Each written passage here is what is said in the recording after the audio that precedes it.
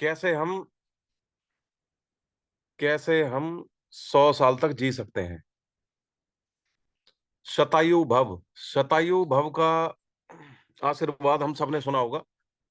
ये वही आशीर्वाद है जो सारे बड़े बुजुर्ग हमें देते हैं, और दुनिया के हर कल्चर में ये यंगर लोगों को दिया जाता है, इस उम्मीद से कि जो अगली पीढ़ी है वो ज्यादा हेल्दी रहे, ज्यादा लंबा जिए। तो जब आप किसी को 100 साल का आशीर्वाद देते हो तो मतलब ये है कि आप इम्प्लाई कर रहे हो कि वो हेल्दी रहेगा, और तभी तो वो 100 साल तक जिएगा। 1940 और 50 की अगर मैं बात करूं तो पूरी दुनिया में कुल मिलाकर टोटल 25,000 लोग ऐसे थे, उसके आसपास थे, जो कि 100 साल तक जी सके थे, 1940-50 के आसपास। और ये नंबर धीरे धीरे बढ़ता गया। 1970 में पूरी दुनिया की पॉपुलेशन जो है वो कम हो रही थी, लेकिन जिस एज ग्रुप की सबसे ज्यादा ग्रोथ है वो है सेंटेनेरियंस का। सेंटेनेरियंस उनको बोलते हैं जो 100 साल से ऊपर जी रहे थे, क्योंकि टेक्नोलॉजी ने एडवांसमेंट आया, साइंस ने एडवांसमेंट लेकर आया, तो जो है सेंटेनेरियंस की तादाद बढ़ती चली गई। और इंडिया में भी इसका कुछ फायदा हुआ है। ये मतलब ये कुछ कोड है जो इंसानियत ने, ह्यूमैनिटी ने, हम ह्यूमन बीइंग्स ने क्रैक कर लिए। मतलब ऐसा कि जो पूरी दुनिया में अलग अलग देशों में 100 साल तक पहुंचने की लोगों ने ट्रिक ढूंढ ली।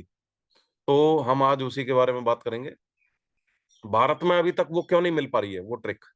आप देखेंगे कि इंडिया में बहुत जल्दी लोग मर जाते हैं। अगर हम भारत की एज को देखें तो अगर हम इंडिपेंडेंस की बात करें 1947 में, लगभग 70 साल के पहले, तो आजादी के समय पे हमारी जो एवरेज एज थी वो थी 37 ईयर्स, ओनली 37 ईयर्स। और आज इंडिपेंडेंस के टाइम पे मतलब 70-75 साल आज हो चुके हैं, तो 80 साल होने वाले थोड़े ही समय में। तो इन सब सालों में हमारी जो एवरेज एज पहुंच चुकी है वो 73 ईयर्स पहुंच चुकी है। इंडिया की बढ़ोतरी हो गई है, लेकिन अभी भी हम 100 पे नहीं पहुंच पाए। मतलब आज की तारीख में जो भारत में पैदा हो रहा है, हर व्यक्ति उसको 73 साल जिए ऐसी उम्मीद है कि 73 साल मैं जी लूंगा। और यही अगर आप यूके में देखें, यूनाइटेड किंगडम की अगर मैं बात करूं, ग्रेट ब्रिटेन वाली बेल्ट की अगर मैं बात करूं, तो वहां हर 3 में से एक व्यक्ति आज जो पैदा होगा उसका 100 साल जीना तय है, ऐसा माना जा सकता है। मतलब जो 2024 में जो आदमी पैदा हो रहा है, वो उम्मीद है कि 2124 तक जिएगा। इसकी प्रोबेबिलिटी 3 में से 1 आदमी की है। ये यूके की बात कर रहा था मैं। तो कुछ तो मैजिक है, मतलब जो वहां पर लोग कुछ कर रहे हैं ऐसा जो हमारे यहाँ भी नहीं पहुंचा है। तो अगर हम उस कोड को अगर हम डिस्कशन करने पे आए तो मैं आज उसी के बारे में बात करूंगा कि वो लोग ऐसा क्या कर रहे हैं। I will give you all the tricks that science knows. तो अ, जो मेरा अपना एक्सपीरियंस है मैं उसमें भी ऐड करूंगा, जो मेरी अपनी रिसर्च है मैं वो भी इसमें ऐड करूंगा। शायद आप जानते होंगे हम क्या बात कर रहे हैं, कि लगभग वही बातें हैं जो दूसरे तरीके से आपको मैं समझा रहा हूँ। आप समझ पा रहे होंगे मैं क्या कहना चाह रहा हूँ। न्यूट्रिशन और ये सब चीजें, खाने पे हम फोकस करते हैं डेली। आज का एम्फेसाइज इसी पे ही रहेगा।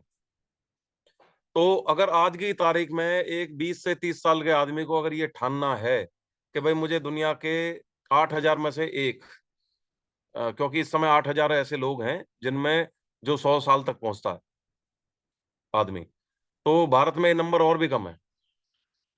तो अगर मुझे 100 साल की उम्र तक पहुंचना है तो बिना दवाइयों के क्या क्या ऐसा करना पड़ेगा, आज हम इस बारे में बात करेंगे। दवाइयों के लिए अगर आपको चाहिए तो आजकल बहुत सारी रिसर्च इस फील्ड में चल रही है। फार्मा इंडस्ट्री तो बहुत, मतलब वो चाहती है कि आप 100 साल तक जिएं और दवाई लेते रहें।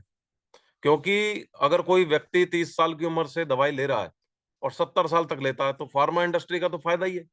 उसको तो इससे अच्छा और क्या चाहिए। तो हम दवाइयों के बारे में बात नहीं करेंगे। आज हम बात करेंगे कि नेचुरली आप जो है 100 साल तक का गोल कैसे रख सकते हो जीने का। तो सबसे पहली चीज ये है कि जेनेटिक फैक्टर होता है एक। जेनेटिक फैक्टर को समझना जरूरी है। आप कुछ भी कहें, कैसा भी कहें, किसी परिवार में आप पैदा हुए हो, ये तो आपके बस में नहीं है। और ऐसे परिवार जिनमें कि मतलब इन जनरल 70 से 80 साल की उम्र के जो लोग हैं वो कि ना बिना किसी बीमारी के अगर उसमें पैदा हुए हैं, तो उस परिवार में अगर आप पैदा हुए हो तो ये थोड़ा आवाज कम करो प्लीज। तो प्रोबेबिलिटी ये रहेगी कि आप भी उनमें से ही एक होगे, तो आप भी 70-80 साल लगभग जी लोगे। तो ये जेनेटिकली कुछ चीजें होती हैं।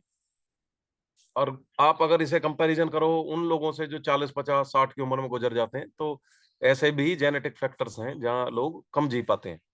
तो मैं मतलब एक्सीडेंट की बात नहीं कर रहा हूँ, बीमारी की बात कर रहा हूँ, जो बीमारी से मरते हैं लोग। अब बीमारी कौन कौन सी है जो मतलब आपको मार रही है, ये पहले से चल चुकी है अभी साइंस को। ये पता लग चुका है कि डायबिटीज है, हाई ब्लड प्रेशर है, हार्ट अटैक है, और लकवा है, पैरालिसिस, कैंसर की बीमारी हो गई है जो बहुत चल रही है, इन्फेक्शन चल रहे हैं। ये सब वो चीजें हैं जो आपको पहले से ही पता है कि ये इनसे जान जाती है। तो जेनेटिक कंपोनेंट जो है, it is a part of it. But जैसा हमने बताया कि मतलब genetic component is not like traditional. हम सोचते थे कि मतलब मेरे जीन्स अच्छे हैं तो मैं 100 साल तक जीऊंगा, ऐसा नहीं है। एक स्टडी करी गई थी, जीन्स का होना, अच्छा होना एक पॉजिटिव चीज है, अच्छी चीज है, बुरी चीज नहीं है। लेकिन केवल इसी के भरोसे नहीं रहना है। It is not mandatory. In fact अगर हम देखें तो आज की तारीख में 10 लाख लोगों में से जो 100 साल से ऊपर है, उनके अगर सर्वे करे गए थे तो उसमें यह पाया गया था कि एस्टिमेट में कि 25% ऐसे लोग थे जिनकी जेनेटिकली जो गिफ्टेड थे। लेकिन 75% अभी भी ऐसे लोग थे जिनके जेनेटिक्स मतलब फेवरेबल नहीं थे पर्टिकुलरली, फिर भी वो 100 साल तक जिए। तो ऐसी स्टडीज हो चुकी हैं, because centenarians world wide are very well known. अब तो सब जगह पता है 100 साल से ऊपर ये आदमी जी चुका है या ये है, तो उन पर रिसर्च करी गई थी। तो जेनेटिक फैक्टर को हम एक साइड कर देते हैं। Who are gifted is a very good thing, who are not gifted they should not be sad about it, because 75% लोगों में अभी भी जेनेटिक्स फैक्टर काम नहीं कर पाया। हर कल्चर में 100 साल से ऊपर उम्र तक पहुंचने के लिए किसी ना किसी तरीके का हुनर, लीजेंड या रिवॉर्ड भी रखा जाता है। बहुत से लोगों को आपने देखा होगा केक भी काटते हैं 100 साल के जब हो जाते हैं, रिवॉर्ड भी देते हैं कुछ सोसाइटीज। तो जो सबसे बड़ा फैक्टर जो आपके कंट्रोल में है उसकी बात करते हैं, तो वो आपकी है लाइफस्टाइल, जो आपकी जीवन शैली है, ये आपके कंट्रोल में है और ये बहुत बड़ा फैक्टर है। जीवन शैली की अगर मैं बात करूं तो ये मल्टी प्रोलॉन्ग्ड थिंग है, यानी कि ये बहुत लंबा चलने वाला है। ये ऐसा नहीं है कि 1-2 दिन की मैं बात करूंगा, और इसको एड्रेस करेंगे हम एक वन बाय वन। तो मेटाबॉलिक हेल्थ की मैं सबसे पहले बात करूंगा। मेटाबॉलिक हेल्थ कैसी है आपकी, ये डिसाइड करेगी कि आप लंबा जियोगे या नहीं। मेटाबॉलिक हेल्थ पे हमने पहले भी डिस्कशन करे हैं, पहले भी हमारी कई चीजों में ये जिक्र करा है हमने। Metabolic syndrome, metabolic health, metabolism slow fast, ये बहुत इंपॉर्टेंट होता है, ये फैक्टर बहुत इंपॉर्टेंट है। तो इनमें जो बिल्कुल स्ट्रेट फॉरवर्ड चीजें हैं, मैं उसकी बात करूं तो स्मोकिंग डेफिनेटली जीरो। मतलब तंबाकू का उपयोग किसी भी तरीके से उस इंसान को नहीं करना चाहिए जिसने ये गोल रख रखा है कि मैं 100 साल तक जीऊं। तंबाकू को बिल्कुल बॉयकॉट करना पड़ेगा। मैं ऐसा नहीं कह रहा हूं कि तंबाकू लेने वाले 100 साल तक नहीं पहुंच सकते, लेकिन इनफैक्ट जो 10 लाख लोग समाज में पहुंचे हैं 100 साल तक अभी तक, उनमें से कई लोग यंग उम्र से तंबाकू खा रहे थे। बट अधिकतर लोग ऐसे थे जिन्होंने तंबाकू नहीं खाया या छोड़ दिया था। 99% of them have stopped smoking. तो ये फैक्ट हमारा क्लियर हो चुका है कि स्मोकिंग हमें छोड़नी होगी। तंबाकू का उपयोग करते रहने से 100 साल तक जीने की पॉसिबिलिटी कम होती है, इसमें कोई शक नहीं है। दूसरी चीज है, दूसरा जो सबसे बड़ा फैक्टर है वो है अल्कोहल, शराब। मतलब अल्कोहल का कंजम्पशन, साइंस कहती है, मैं साइंस की भाषा में अगर मैं बात करूं, वो कहती है कि बैड नहीं है। अल्कोहल का कंजम्पशन बुरा नहीं है लॉन्गिटिविटी की अगर मैं बात करूं, उसके कॉन्टेक्स्ट में अगर बात करूं। लेकिन alcohol is not a good thing. मतलब आज की तारीख में अगर हम अमेरिकन हार्ट एसोसिएशन और यूरोपियन कार्डियोलॉजी सोसाइटी की बात करें, वो ये कह रहे हैं कि कुछ लिमिट तक अल्कोहल ठीक है, लेकिन ऐसा नहीं कह रहा कि अल्कोहल आपके लिए अच्छा है। फिर भी लॉन्गिटिविटी साइंस ये कहती है कि भाई अल्कोहल के खिलाफ इतने सबूत नहीं मिले हैं कि ये इतना बेकार है सेहत के लिए। तंबाकू के खिलाफ ज्यादा मिले हैं फैक्ट्स जो हैं। सो अल्कोहल एडिक्शन बिल्कुल नहीं होना चाहिए। Excess of alcohol is really very bad. Mild amount of alcohol के बारे में हमें अभी पता नहीं है, तो इसलिए हम उसके अगेंस्ट या फेवर में कुछ नहीं कहेंगे। जहां तक हो सके अल्कोहल को अवॉइड करना है, उसमें कोई बुराई नहीं है। तीसरी चीज जो है, वो लोग जो 100 साल तक जी रहे हैं उनमें सबसे कॉमन ये है कि majority of food intake is vegetarian. मतलब अब मेरे वेजिटेरियन जो दोस्त होंगे, जो इसमें नॉन वेजिटेरियन दोस्त भी होंगे ग्रुप में, जो मुस्कुरा रहे होंगे, वो देख रहे होंगे कि हमें तो चिकन खाना पसंद है। तो मैं उनको इस कॉन्टेक्स्ट में समझाना चाहूंगा कि भाई जो स्टडी करी गई है उसमें ये पाया गया है कि जो फ्रेश वेजिटेबल्स है, फ्रेश फ्रूट्स हैं, ये दोनों हमारे हेल्दी कंपोनेंट्स हैं फूड के। जिन्होंने इनको खाया है वो 100 साल तक जीने में उनको बहुत मदद मिली है। और जो ओनली वेजिटेरियन जो 100 साल तक जिए हैं, ऐसे बहुत लोग थे, उनमें 70-80% रहे थे जो कि वेजिटेरियन खाना खाते थे। तो नॉन वेजिटेरियन मैं ये नहीं कह रहा कि वो 100 साल तक नहीं जी सकते हैं, लेकिन उनकी तादाद कम है। So you need certain amount of animal protein. वो जरूरी नहीं है कि आप मीट से मिले आपको। एनिमल फैट्स जो है आपके हर्बल लाइफ के, हमारे हर्बल लाइफ लाइन आती है, उससे आप ले सकते हो ओमेगा 3 फैटी एसिड्स। वो भी एनिमल ड्राइवन होता है। साथ में जो है एसेंशियल कुछ वाइटामिन हैं जो हमें फिश वगैरह से मिलते हैं, तो उसमें बुराई नहीं है।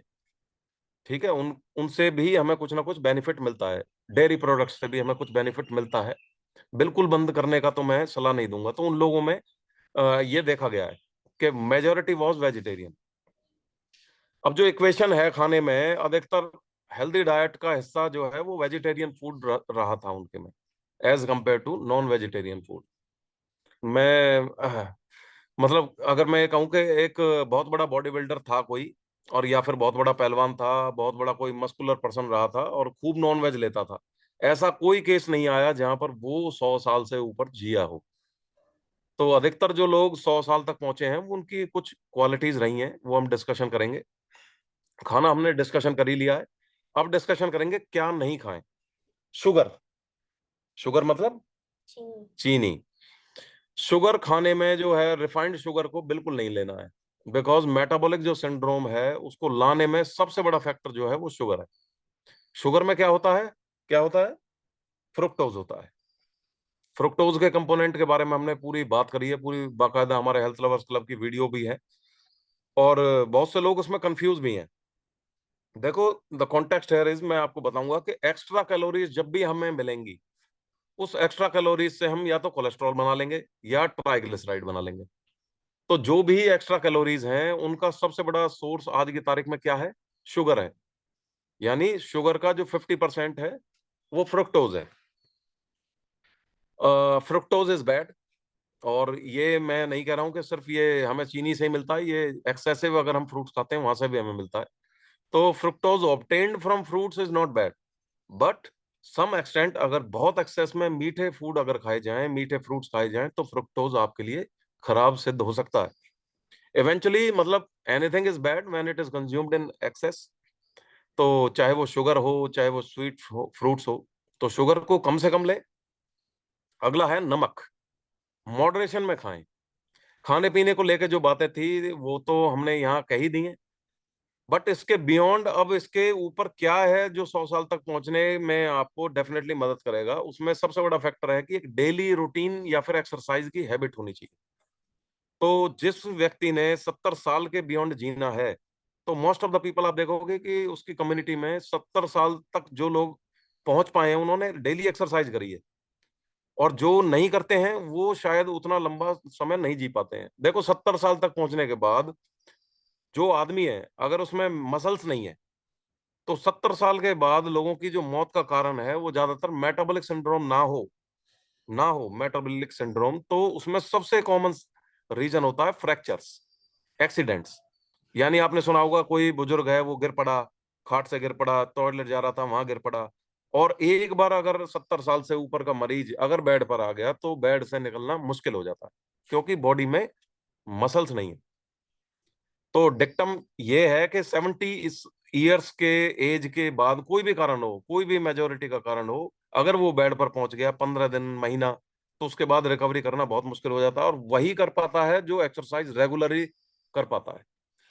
तो आप सबके साथ क्या एक्सीडेंट होगा ये तो मैं प्रेडिक्ट नहीं कर सकता।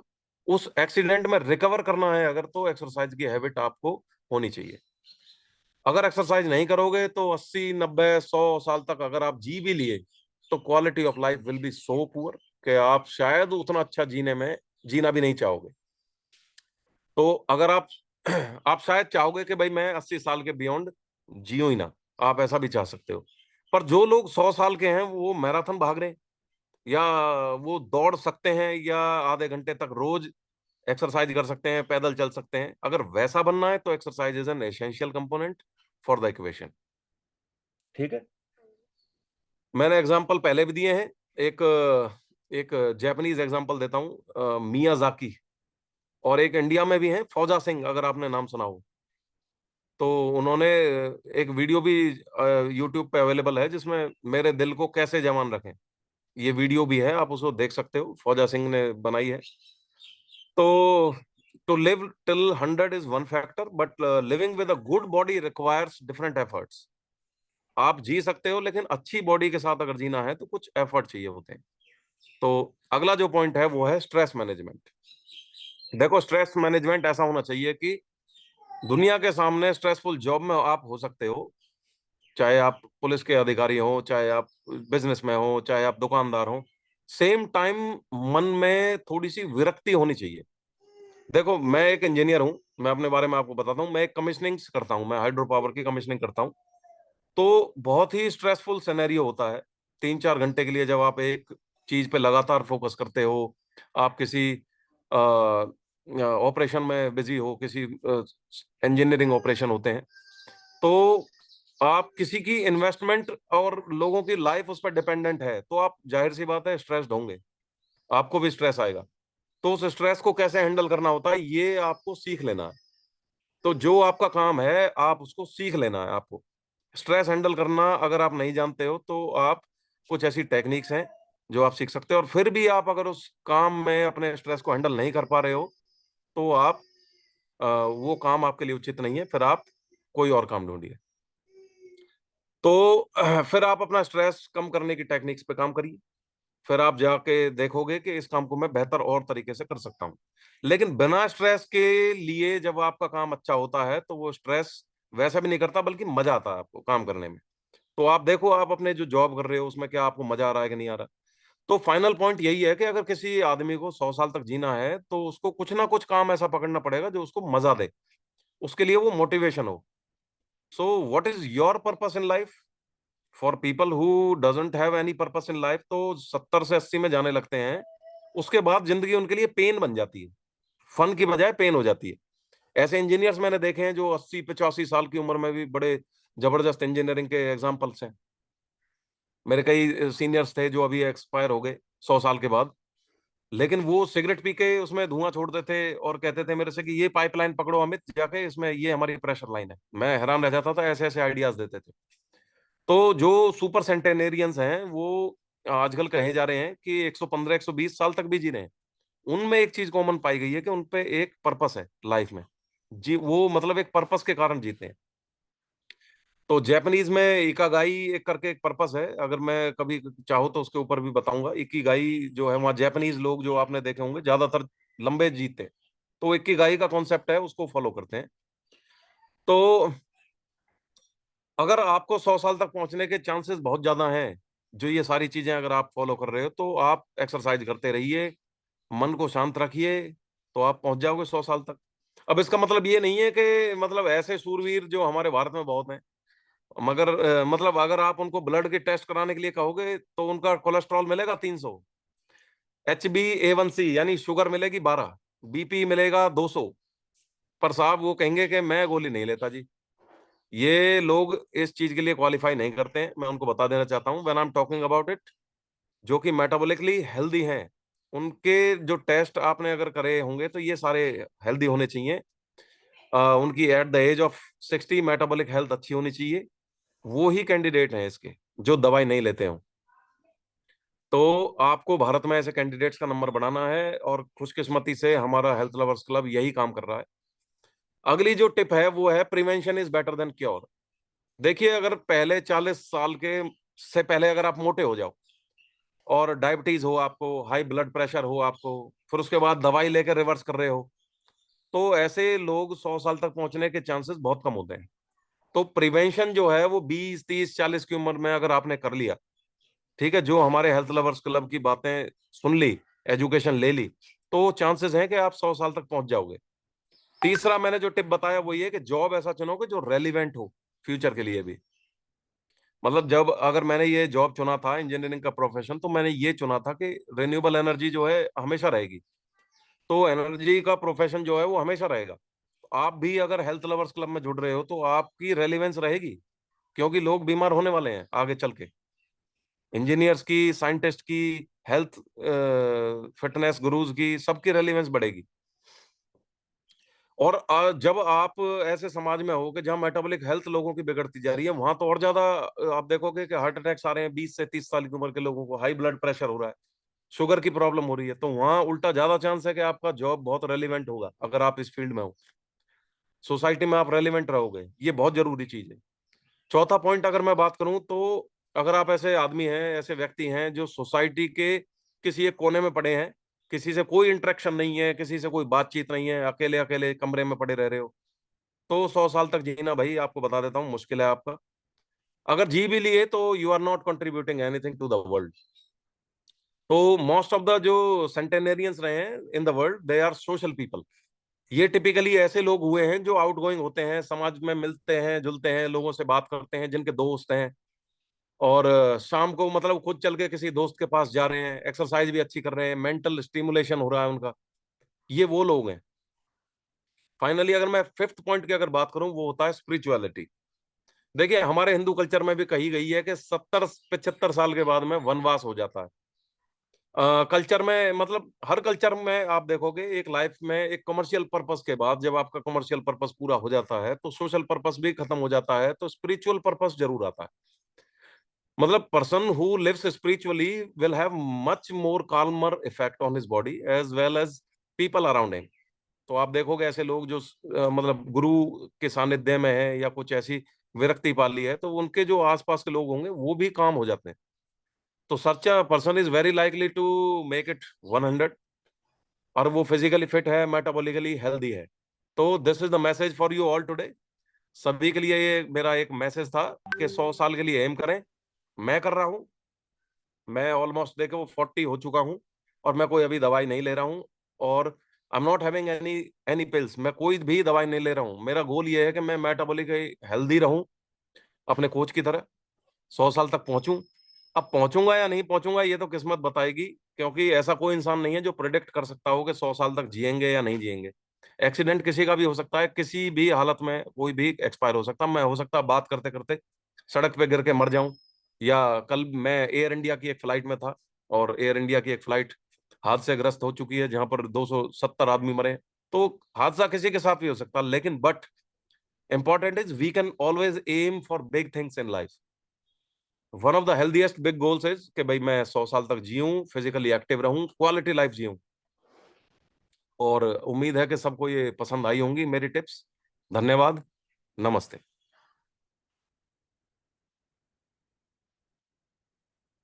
बहुत बढ़िया। बहुत बढ़िया, आपकी हमेशा एजुकेशन होती है भैया, तो थैंक यू। सभी क्लैपिंग करेंगे एक बार।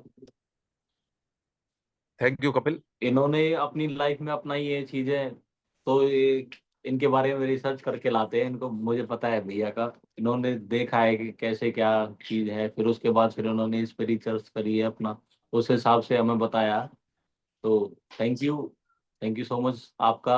और सर ये ना एडवाइजरी भी सरकार की तरफ से जारी है, अभी आपने देखा भी होगा, सुना भी होगा, टीवी वगैरह में भी एड्स आती हैं कि चीनी को छोड़ दो। आप आपके सिनेरियो में लगे हुए हैं सभी, चीनी छोड़ दो, नमक छोड़ दो, ये वर्कआउट के लिए सबको। हमारे इसमें पुलिस डिपार्टमेंट में सब सब लोग हैं, उनको पता होगा कि पुलिस प्रोग्राम करा रही है अपने जो युवा हैं उनके लिए, कि फिजिकली फिटनेस या अपना वर्कआउट के लिए जगह जगह प्रोग्राम भी हो रहे हैं इसके लिए। तो बिल्कुल। सरकार भी इसमें एक कदम उठा रही है जी, तो ये एक अच्छी चीज है।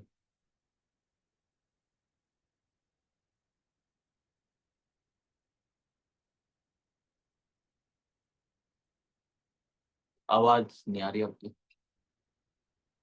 सर एक बार अनम्यूट करो भैया। देखो मैं आपको बता देना चाहूंगा कि सरकार भी कुछ भी कहे या कोई भी कहे, ये आपके आसपास का जो इंफ्रास्ट्रक्चर है ये इसको सपोर्ट करेगा, हमेशा सपोर्ट करेगा, जब तक ह्यूमन जिंदा रहेगा जब तक सपोर्ट करेगा। ये आपको समझना पड़ेगा कि चीनी को छोड़ने से ही काम चलेगा, नहीं तो नहीं चल पाएगा। इसको अगर आपने जान लिया तो आप इसको कभी कंज्यूम नहीं करोगे। शुगर के अंदर ऐसे कंपोनेंट पाए गए हैं जो कि हार्ट अटैक को सबसे ज्यादा सपोर्ट कर रहा है, उसमें इन्फ्लेमेशन की कैपेबिलिटीज होती हैं। चाहे आप हेल्दी वेट पे हो, चाहे आप हेल्दी वेट पे नहीं हो, चाहे आप रिवर्स कर रहे हो सारी चीजों को, शुगर के बहुत दुष्प्रभाव हैं। और सरकार कभी नहीं चाहेगी, देखिए सरकार की बंदिशें हैं, इसमें किसानों के जीवन जुड़े हुए हैं और पूरा कमर्शियल इंफ्रास्ट्रक्चर इस पे टिका हुआ है। तो कभी भी सरकार ये कोशिश नहीं करेगी कि भाई इस पे लोगों को नाराज करा जाए, इंडस्ट्रियलिस्ट के टैक्स पेयर्स जो हैं उनकी इनकम पे कोई फर्क पड़े। लेकिन हम इसको इंटेलिजेंटली अगर हम समझें तो हम अपने आसपास इको सिस्टम ऐसा बना सकते हैं कि हम इससे बचे रह सकते हैं। मैं लगभग 6 महीने से इससे बचा हुआ हूँ, बहुत फायदे हुए हैं इसके। आप भी बच सकते हो, आप कोशिश करो कि इसके बारे में जानो, जितना आप जानोगे इसके बारे में, आप सर्च करो इसको और अपने आप को रिमाइंड कराओ, बार बार रिमाइंड कराओ। शुगर तो मतलब टबैको से भी ज्यादा खतरनाक चीज है। तो इसको छोड़ो, इसका छोड़ने के अलावा कोई ऑप्शन नहीं। जी sir, thank you so much. तो अभी हम चलते हैं सर अपने कोच साहब के पास। Sir, over to you. तो थैंक यू सो मच आज सबका, थैंक यू सभी का। Thank you Kapil. थैंक एक यू बार सर। सभी क्लैपिंग करेंगे हमारे वर्कआउट कोच, एजुकेशन कोच और एमसी ड्यूटी के लिए। बहुत ही बढ़िया, तीनों की अपनी अपनी ड्यूटी बहुत बढ़िया ढंग से की है। एक्सरसाइज बहुत बढ़िया थी, थोड़ा सा नेटवर्क इशू आ रहा था बीच बीच में, वीडियो रुक रही थी, बाकी एक्सरसाइज बहुत बढ़िया थी। एक्सरसाइज का सिलेक्शन बहुत बढ़िया था, एक्सरसाइज की एनर्जी लेवल बहुत बढ़िया था, और जो लाइव कर रहे थे सब में जोश था, बहुत बढ़िया सभी ने एक्सरसाइज की है।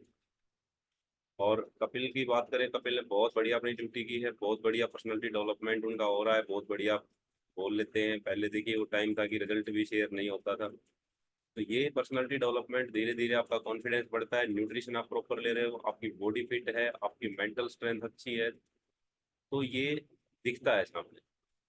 इसको पर्सनालिटी डेवलपमेंट बोलते हैं, खुद में सुधार बोलते हैं। और अमित की तो देखिए कहना ही क्या है, उनकी हर चीज हर बात में कुछ ना कुछ ज्ञान छुपा होता है, हर चीज रिसर्च के साथ बताते हैं। तो बहुत ही बढ़िया बातें बताई कि 100 साल तक, 100 साल तक अगर कोई जीना चाहता है फिट रह के, बगैर दवाइयों के सहारे, खुद के ऊपर डिपेंड रह के, मतलब जिसको हम जिंदगी कह सकते हैं। मैं तो जिंदगी उसी को मानता हूँ कि हम किसी के ऊपर आश्रित ना हो, हम फिट रहें, स्वस्थ रहें, वो ही जिंदगी है।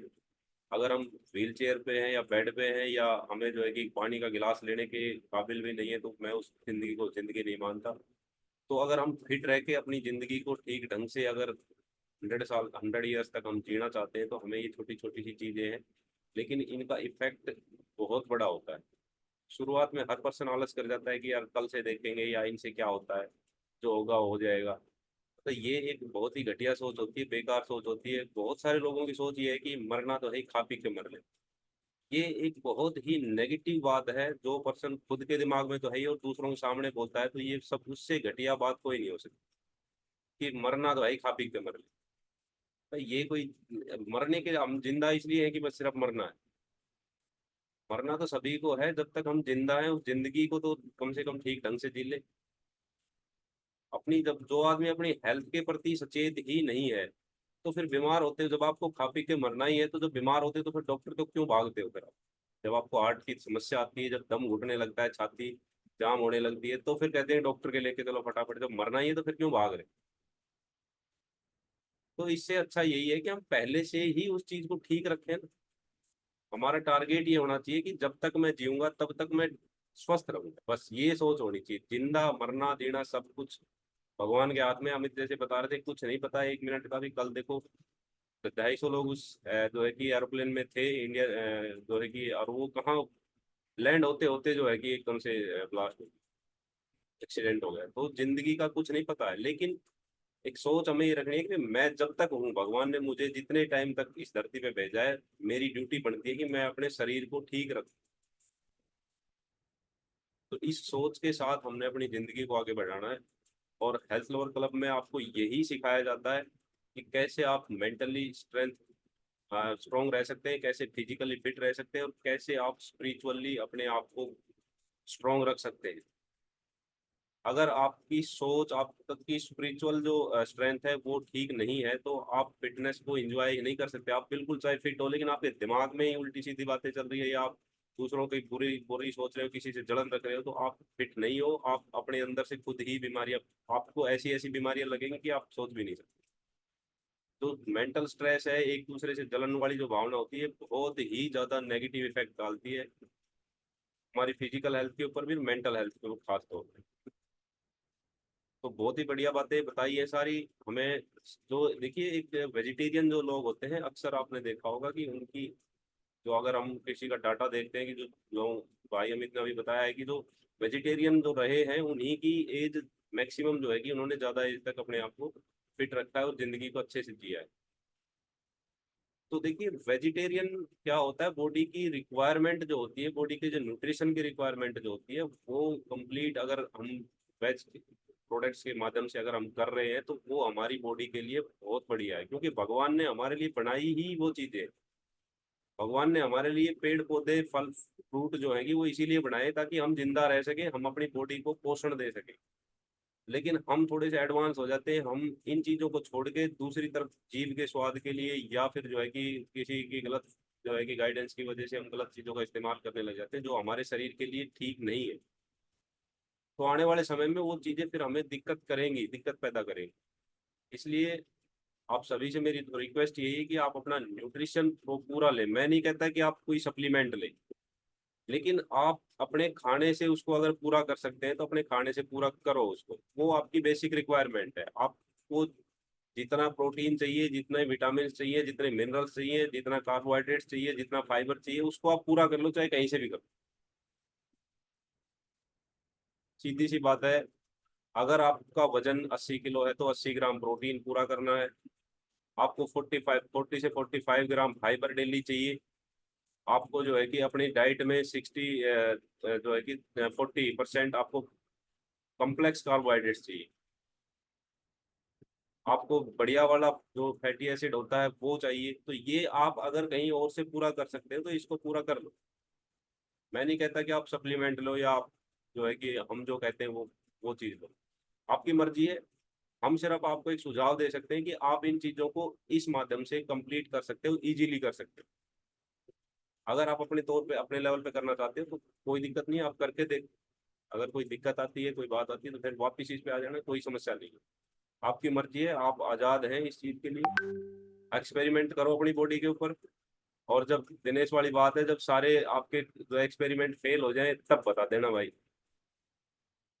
तो बहुत ही बढ़िया सेशन था, बहुत बढ़िया चीजें बताई, बहुत ही जो है कि साइंटिफिक चीजें थी। और हमारा एम यही होना चाहिए कि जब तक हम जिंदा हैं, फिट रहें, स्वस्थ रहें, मस्त रहें। और यही हेल्थ लवर क्लब का एक मकसद है, जिस पे हम रोजाना काम कर रहे हैं। तो आज हमारे वर्कआउट कोच का हैंड रेज है, एक बार उनसे फिर से बात करते हैं। बहुत बढ़िया, बहुत बढ़िया एजुकेशन थी आज अमित सर की। उन्होंने बहुत अच्छे तरीके से बताया कि हम कैसे 100 साल तक स्वस्थ रह सकते हैं, जी सकते हैं।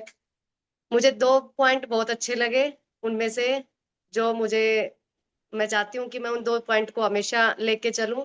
एक तो पहला ये कि देखिए, अभी सर ने बोला कि 100 साल तक जीना है, फिट जीना है। उम्र का किसी को पता नहीं होता किसकी कब कितनी है। लेकिन एक चीज है, जिंदगी छोटी हो लेकिन उसमें आदमी को खुश रहना चाहिए। जितनी उसकी जिंदगी है, मेरा ये मानना है, कम हो चलेगा, लेकिन उसमें खुशियां हो तो वो मुझे ऐसा लगता है कि बेटर है। दूसरा ये उन्होंने बताया कि उनको ढूंढने चाहिए, जैसे कि खुश रहने का क्या उनको मिल सकता है कि वो अपना खुश रहे, अपना इंजॉयमेंट कर सके, अपना स्ट्रेस लेवल कम कर सके। तो बिल्कुल मैं ये सभी से कहूंगी कि जिसको जो चीज अच्छी लगती है, किसी के साथ बैठना अच्छा लगता है, कुछ सुनना अच्छा लगता है, वॉक करना अच्छा लगता है, एक्सरसाइज करना अच्छा लगता है, तो बिल्कुल जो आप जिस चीज से आप अपना स्ट्रेस लेवल कम कर सकते हैं, बिल्कुल आप वो कीजिए। ऐसा मत सोचिए ये सोचेगा, ये क्या बोलेगा या नहीं बोलेगा। अब आप छोड़ देना चाहिए, मुझे ऐसा लगता है। बिल्कुल जब आपको कुछ ऐसा चीज लगे कि ये मुझे खुशी देती है, तो वो आपको करनी चाहिए। तो मुझे 2 पॉइंट बहुत अच्छे लगे। और दूसरा ये कि जितनी उम्र हो, कम हो ज्यादा हो, ये तो देखो भगवान भरोसे चीजें होती है, लेकिन छोटी हो लेकिन उसमें खुशियां होनी चाहिए, मुझे ऐसा लगता है। तो धन्यवाद। ये दो ही मेरे पॉइंट। ये बिल्कुल, देखिए बिल्कुल ठीक बात है।